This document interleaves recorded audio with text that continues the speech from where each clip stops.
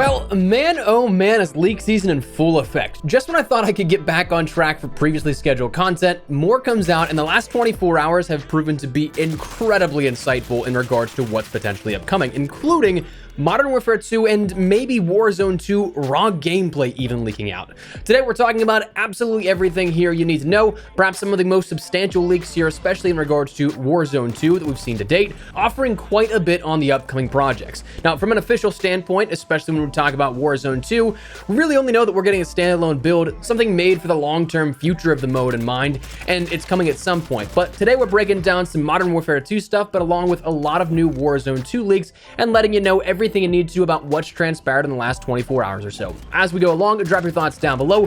What are you looking forward to? Does anything of these new additions, changes, or whatever seem interesting to you? If you enjoyed the video, find it at all insightful, do me a favor and drop a like on it. And as well, if you're new to the channel, do be sure to subscribe button to stay there with all things Modern Warfare 2 and Warzone 2 here in the very near future. We are really close to when all things are coming together for a reveal, so if you'd like to stay on top of all of the leaks, rumors, and of course, official information as it happens, I'd love to have you in the community as we chase down 500,000 subscribers. And finally, we'll come back to it a little bit later, but if you guys are working at your desk on a computer, gaming a ton or whatever, check out my friends over at Gamer Advantage for the best blue light glasses on the market. I swear by them, and if you'd like to get the best in comfort and protection, check the link in the description below and maybe consider using code ESPRESSO for 10% off your order. But that said, let's jump into it. So let's start out with a baseline. Where did this information come from? The intel for the gameplay itself comes from the Ghost of Modern Warfare 3, or an alt account of another leaker that we've talked about here on the channel. But then the Warzone intel came from YouTuber Nero Cinema, who had a source reach out to him claiming that they played Warzone 2 and spilled the beans on what he knew to Nero. Now, while his unnamed source can easily be written off as not super credible with no prior backing in regards to details, later insiders like Tom Henderson and others started to verify what they heard, matching what they heard with Nero's source, adding a bit more validity to it. In addition to that, Tom and others actually ended up adding a lot more to the list of things we could see out of this intel, offering even more insight. So for that,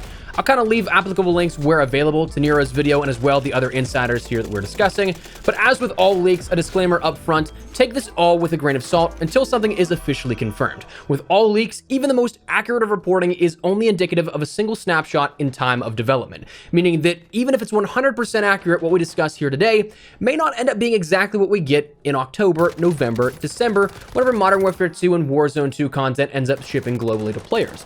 So while it's some rather big stuff to ponder, take it with a grain of salt and keep an open mind, but don't take it as gospel just yet. So let's jump into it, starting with the gameplay itself. This might be a little bit of a shorter segment on this video because admittedly, the gameplay that was out there was not much. That didn't offer a whole ton, but it seemed to be real. Every single link that I'm seeing posted of this is immediately almost getting DMCA'd, which is a Digital Millennium Copyright Act strike, taking it down forcibly by the content and IP holder, i.e. Activision. So it was a 9-second clip here of a player walking up a hill inspecting two weapons, one of which looked to be some kind of AK variant and another I saw likened to the PP-19. Now these inspects looked rather similar in nature to what we see in Modern Warfare 2019, though with reports of inspects being a bit more in depth this year. Should that be concerning? But my initial answer to that would be no. This seems like just regular initial testing that was then backed up by the fact that this was apparently footage from November and December of last year. So likely maybe pre-alpha with a year left on development.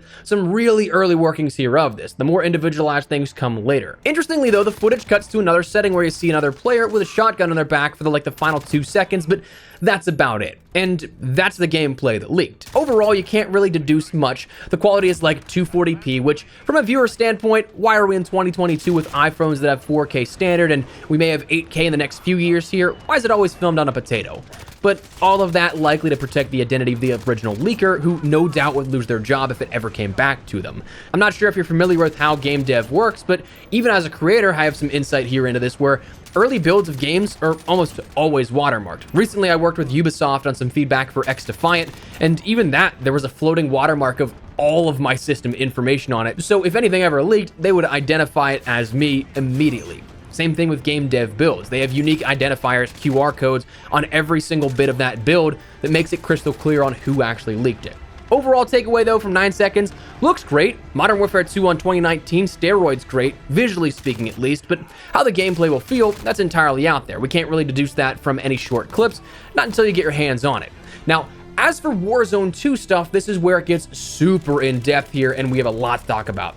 So let's run down at a top level, starting with the setting and the map. was previously reported that we'd be seeing a map inspired by the fictional district similar to Medellin, Colombia, but with a bit more biomes than just forest areas like you'd see in the real-world counterpart. One interesting twist, though, is that recently it was reported that DMZ would be having 4 maps available to it. The third mode, the Escape from Tarkov-style extract gameplay. However, Tom Henderson's most recent reporting seems to contradict that, stating that the world of DMZ in Warzone 2 is actually the same. So maybe we have some sections for DMZ, like we did at Spec Ops and Ground War, coming from the same world, but not specifically tailored for that. But alas, that's kind of a footnote, kind of inconsequential to the rest of the information here with this. But if that's the case, however, the MW2 Ghost tweeted out a sketch of the upcoming map with the hashtags of DMZ, which, if they are the same world, this would then make that Warzone 2 as well, seemingly being a bit more desert in nature than what we may expect when you consider a location like Medellin.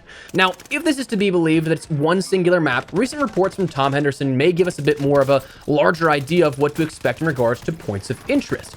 We already had heard about the Observatory POI from the Ghost of Hope a while back, but Tom added that we'd see 4 classic map points of interest returning from the original Modern Warfare 2, with High Rise being dubbed Modern City, off in the northeastern portion of the map, this likely being a sort of cityscape, perhaps rivaling Verdansk downtown from our initial Warzone offering, but also not centrally located that would take away from the flow of the map or dictate rotations, often leading to rooftop campers with minimal counterplay. We heard of Quarry returning in the northwest portion of the map under the name currently of Quarry. Somewhat surprised we actually didn't get that in the original Verdansk with a Quarry POI, if I'm honest with you, but anyways, Terminal was next up, listed in the locations here for the southeast portion of the map under the name of Airport. Again, seemingly something we could have seen in the OG Verdansk. I guess we kind of did with the airport terminal, but not to a 1-to-1 scale. And then Afghan was named as being in the middle of the map under the name of Caves. Tom also stated there'd be other points of interest likely encapsulating Modern Warfare 2 classics, like the potential Mountain Town POI being Favela near the Observatory in mid-map, among others that seem to hint towards memorable spots. Now, with this in mind, it draws parallels to Blackout in map design, both bringing back classic maps as points of interest, but also, as described, the flow seems to resemble this as well, with geographic standpoints and non-reliance on certain cover and verticality that's certainly seen in Caldera and to a degree was in Verdansk as well. For that, I'm definitely curious to see how it'll play out. Blackout certainly holds some incredibly fond memories in my mind, so I'm okay with that off the sound of it immediately. We'll see how it all turns out though.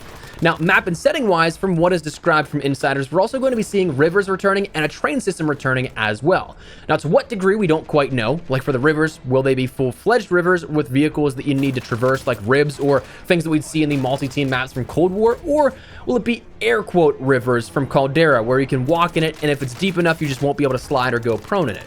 That's kind of stuff we don't know just yet, but seemingly rounds out what we know about the map and the geography of it all, with the train system also returning there like we saw in Verdansk.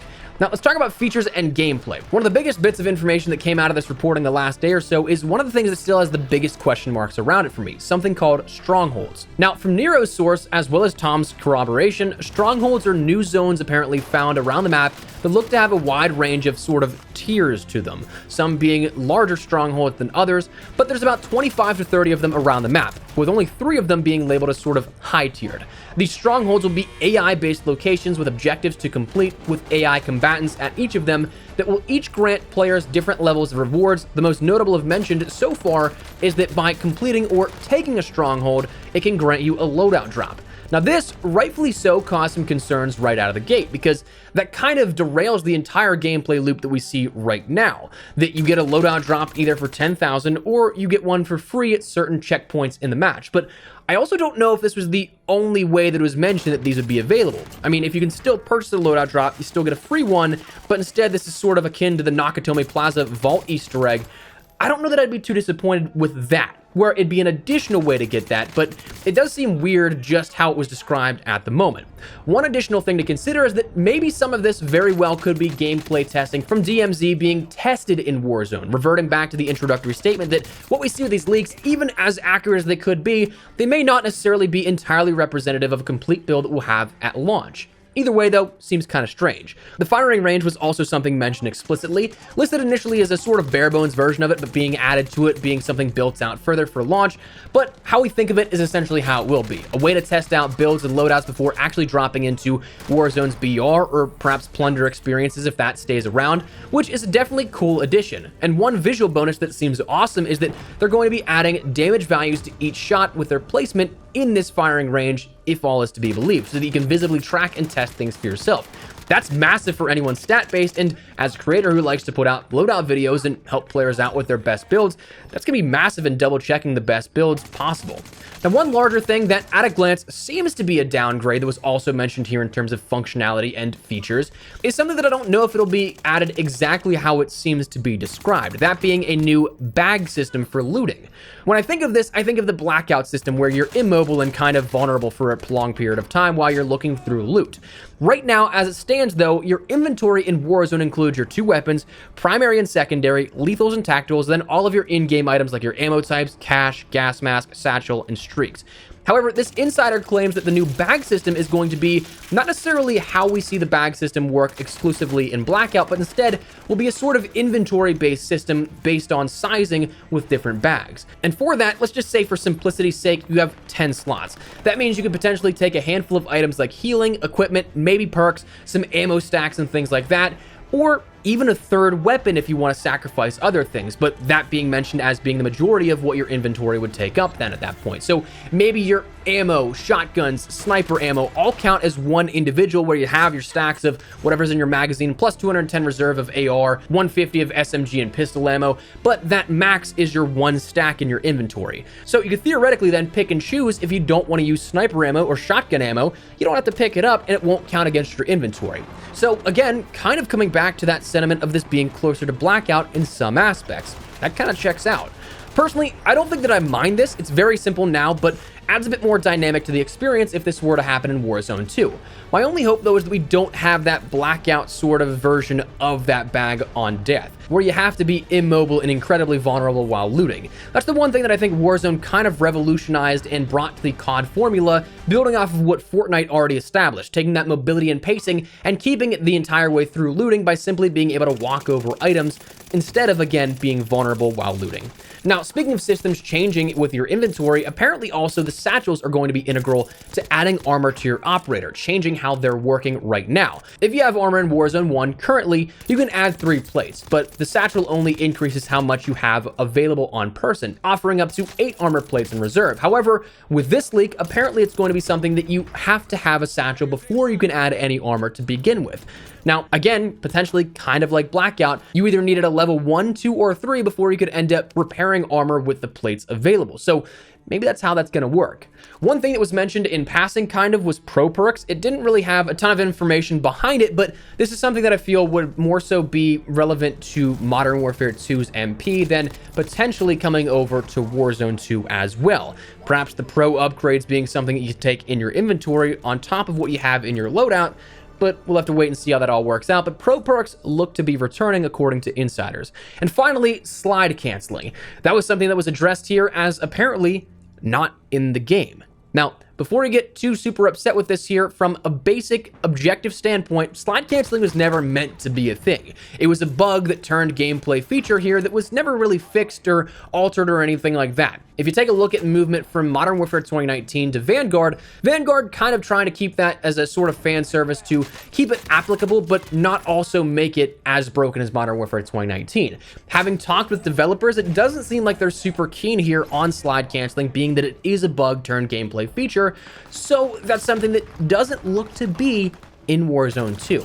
Now again, it wouldn't surprise me if this is DMZ and it is something that's being tested in Warzone 2, but as the time of recording this and what these insiders stated, doesn't look to be in Warzone 2, which will definitely change the gameplay feel a ton.